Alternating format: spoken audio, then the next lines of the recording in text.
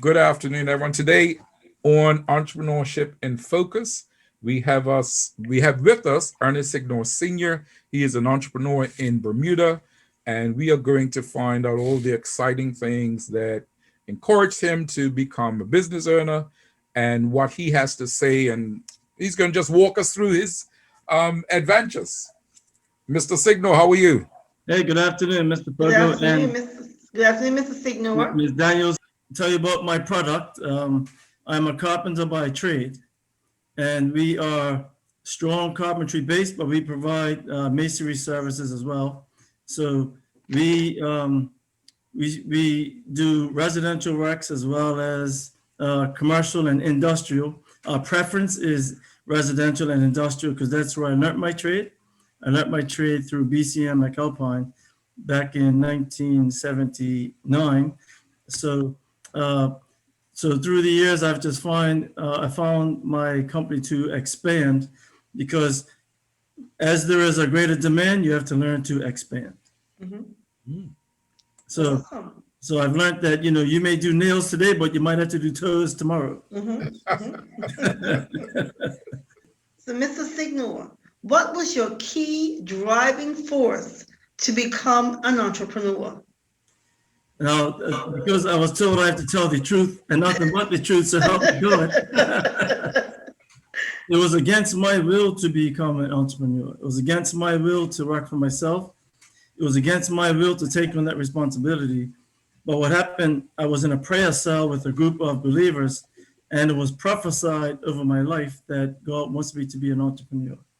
Awesome. I didn't go into it kicking and screaming, but I went into it afraid because I didn't want the responsibility of working for myself and having my own company. So that's how I started. Mr. Signor, how did you come up with the name of your business, your logo, your slogan, etc.? Well, years ago, I guess it was like 1992. I was in a Christian bookstore overseas, and I saw a nice T-shirt. Had this guy standing on the roof with no shirt on, flexing, and he had a Bible in his hand, and it was called Wise Man Construction, build on the solid rock. So I was like, aha. So the Lord revealed the solid rock part to me. So I kind of modified the T-shirt. I mean, modified that profile so it looked like a Bermuda house. I had an artist design Awesome. it, and I had him design it so that it looks like we're building on rock. And we put together all the components to make it look like a Bermuda structure with the Bermudian, with all the ebbs and everything, standing on top of the house. So that's how we came up with solid rock construction. Awesome, Mr. Signor. Mr. Signor, who is your target market? My bullseye market would be the industrial client, but of course, I'm open to whomsoever will. Mm-hmm. A lot of times, I have to really discern who my real clientele should be Mm-hmm. because not every client or every customer is a good one. So I have to be flexible in my target range in that it may look good, but it might not be good. Mm-hmm. So I have to discern which is the best scenario. So I'm open to all scenarios, but I have to discern each job individually. Unfortunately, Mm-hmm. yeah, because we've been bitten several times Mm-hmm. because the money was good, but the client wasn't. So we've learned to be wise in what we take on because I may say yes, but the job will affect and impact my whole company, which is everyone that works for me. Mm-hmm. So every decision that I make is going to either impact, affect, or build up my staff. So I have to look at it, for their benefit and not just mine. And what tricks have you discovered to keep you focused on your goals? The tricks is learning people, keeping up with the market, uh, always challenging myself to get better and to develop more skills, both people skills, working skills, because I do it all. I manage the office, I work in the field, I do the estimates. So my head is full of uh, business ethics. So the trick is I know on every job what it's going to cost. So the is effective for me going on the job and working on the job. I know what each component costs, so I can manage the job effectively because I know what it costs through every process to from beginning to end. Mm. So you said you basically do everything. Yeah. What's your favorite aspect of being an entrepreneur? Is it that you can do everything? You have the skill set to do everything? No, that's not. That's definitely not it. That's only a little bragging point, which is Okay. not much of a bragging point. But um, what I like about being an entrepreneur is being able to initiate my own thoughts, Mhm. being able to encourage and develop my staff in the way that benefits them and myself, being able to choose the resources for work as well as the resources for developing the company. Mhm. So I find that me being at the helm, I can seek God for the wisdom so that I know the outcome is going to be wise. Mm. So is seeking God for direction in getting the word out there, how you do your marketing, or what tactic do you use to market your business? To market my business is 99% word of mouth Okay. Oh, because wow. what one of the key factors for me is if you're my client, I have to make sure I present my conversations with you in a way where you trust me, where you have confidence in me, and where you can depend on me to deliver the product. So once I presented that in an honest and open way, then once we're on the job, we develop a good relationship with the client. And in turn, that person would share their experience with someone else. And to Mhm. give you a quick example, have you ever been to a hardware store or to a store and there might be 10 clerks that work there, but there's one in particular that you like? So you Mhm. always go to that particular one Yeah. because you just like how they just know stuff. Right, And you just like exactly. how they how they treat you and how as well as how they know their job. But Mhm. that's how I have to be as the front person for my company. I love it. Mhm. Mr. Signor, how did you raise funding for your business venture? Well, this is the funniest part. When I started Solid Rock Construction, I had a motorbike with a basket and $500 Wow. because my financial structure and my mental structure was not prepared to work for myself. It is only because that person spoke over my life, so I had to walk in faith from from having little and trusting God for much. Very nice. Very nice. How do you build a successful customer base?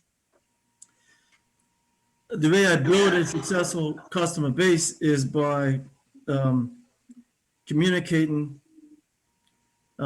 first of all, honesty.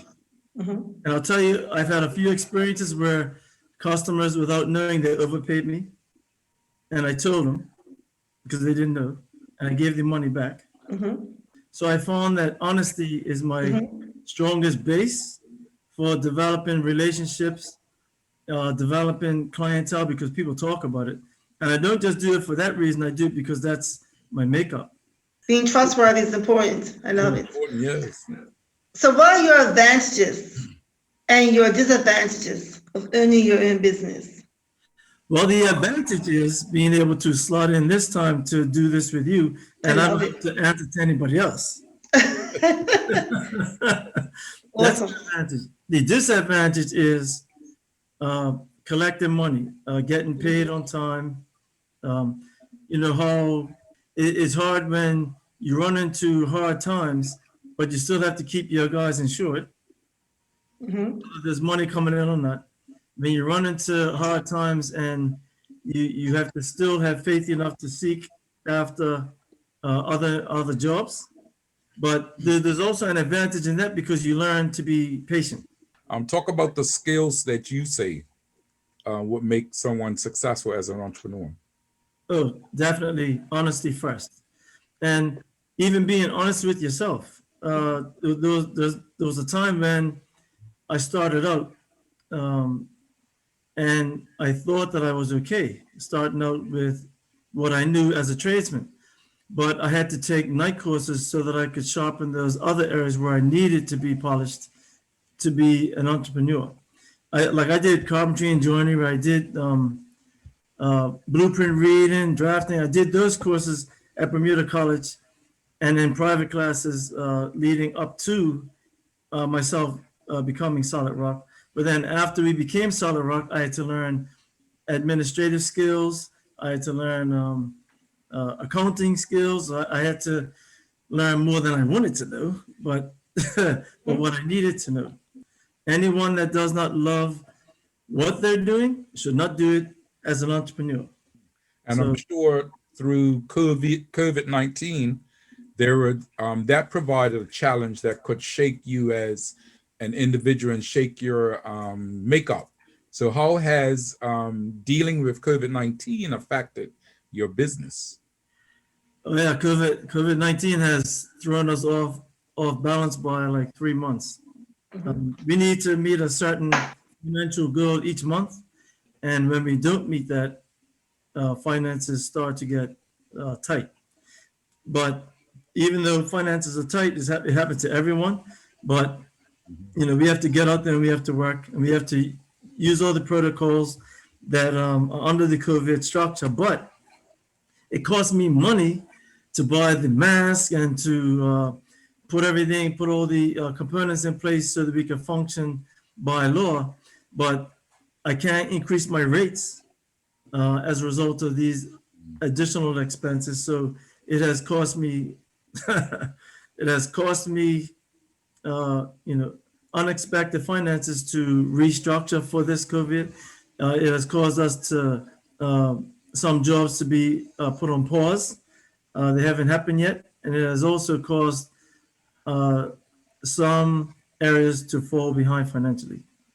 Okay, so all of these challenges must make you think sometimes, like if you had the opportunity to start over and think about how you can do things differently. What would you do differently if you had a chance to start over, start If, again? if I was to start over, even if I had more money, I don't know if that would make me more effective. Mm, Because of how I started, I think it forced me to start humbly and to be developed patiently. So I think if I was to start over, I think I would probably start off the same way, not necessarily with $500, but I think I would start off small and allow the natural time take its toll to develop. I wouldn't try to jump into big projects unless they make themselves presented to me in a way where it's not going to burden me. mm, awesome. It has been very interesting interviewing you and seeing how your strong faith is a key factor in the start of your business, the continuation of your business. I'm sure in the future of future success of your business. So we have many students who may be of same faith, maybe not of same faith. What advice would you give to our students who are listening to this interview about becoming an entrepreneur? If you're going to become an entrepreneur, you have to be honest. You can't escape honesty. You have to be honest with yourself first. You have to be honest with what your strengths are and what your weaknesses are. You need to capitalize on your strengths and you need to work to build up your weak areas. You can't assume that it'll work out eventually. No, you have to put your weaknesses before you and target them to develop them so they could become a strong part of your development. And you have to have trust. You have to trust somebody. It's hard to just trust everybody, but you have to have trust. So you have to be honest to yourself and you have to trust somebody. But at the same time, you need wisdom. You need to know where your resources are. You need to know where your resources should be. And you need to know how to develop good relationship skills. You need to know how to be able to communicate effectively so that you can win over a conversation with someone else. So it's really your character comes out. The character will show. In the good times and the bad times, your character will show, but will the showing of your character be an influence to others, or will it cause them to turn away? Mhm. All right, that's right. And you cannot build your own houses by yourself, so we suggest you call Solid Rock Construction to know that your house will be built on a solid rock That's right. by those who believe in the solid rock. Thank you, That's right. Ernest Signor. Anything you want to add at this time? Yep, I was hoping you were going to say that. You see, I did a course. I'm not going to say who I did the course with. It was a government-based course, and I've always been big on hiring locals first or locals only, because my motto is it's good to build all over the island, but I'd rather be a person that builds the island. Build the I love island in that. the sense of building up you, building up your son, your daughter, building, using Bermudians to build Bermuda homes or to develop Bermuda. Because that's how we develop being proud of, proud to be a Bermudian. Yes, I'm proud to be a Bermudian, but even more so if I can help to develop a Bermudian so that they can become the pride of Bermuda. So that's what we're really about. That's why we try to focus on building what we built with Bermudian labor. So thank you. On behalf of the Bermuda Public School students and family, we would like to first of all wish your business continued success. And we would like to thank you for allowing us this opportunity to interview you today. Thank you very much. Thank you. Thank you. Awesome. Thank you, Awesome. Mr. Foggo. All the best to all the students that hear this interview.